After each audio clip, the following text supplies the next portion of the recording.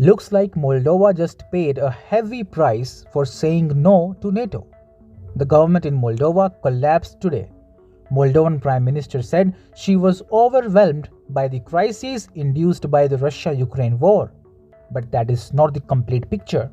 Just days before her government collapsed, Moldovan PM Natalia Gavrilița met with top EU officials. The country was under pressure to join NATO. Hi and welcome. You're watching Outright. We tell you the right side of the story. Subscribe to our channel and press the bell icon for such outright videos. So, what is the price of saying no to NATO? Well, you can no longer stay in power. That is what seems to have caused the premature collapse of the Moldovan government. PM Natalia said she was not fit to face so many challenges. The country is facing record inflation, national security has gone for a toss, Russian missiles often trespass its airspace, and the country has failed to do away with its dependence on Russian gas. Western media and Ukraine claim that Russia is behind this hybrid war. Russia is behind the collapse of the Moldovan government. Ukraine President Volodymyr Zelensky prophesied on February 9 that Russia was going to break the democracy of Moldova and establish control over the Eastern European nation.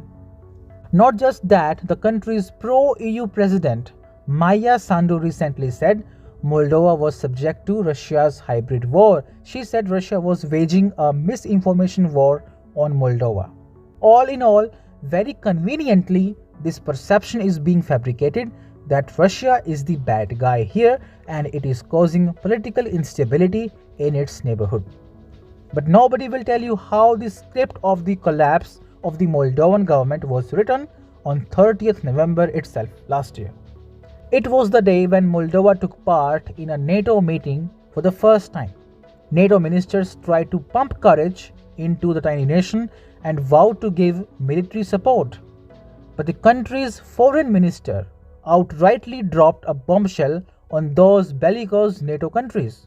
Foreign Minister Nicu Popescu minced no words while pointing out that its neutrality is enshrined in the country's constitution and it was not willing to become a NATO country. What? No country in the EU is allowed to say that. So a month later, Maia Sandu took a U-turn and declared that Moldova was considering changing its constitution to become a full-fledged NATO country.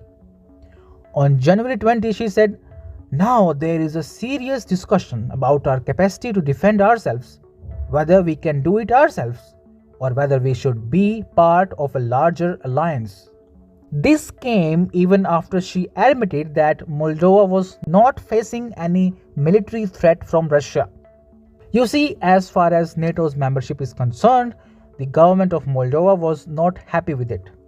Obviously, NATO's membership would have turned Moldova into the next Ukraine. NATO would try to station its troops, military equipment in the country, and that would invite Russia's retaliation. Joining NATO is like stepping on a Russian landmine. This caused friction between the pro-EU president and Prime Minister Natalia Gavrilița.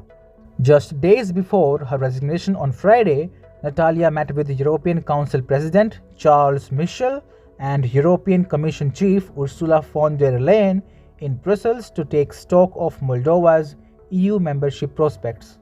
So it is now out in the open that EU or NATO for that matter might have played a big role in the collapse of the Natalia government. And soon after the resignation, Maia Sandu took no time in replacing Natalia with Dorin Vecian, a pro-EU businessman of the country and the current national security advisor.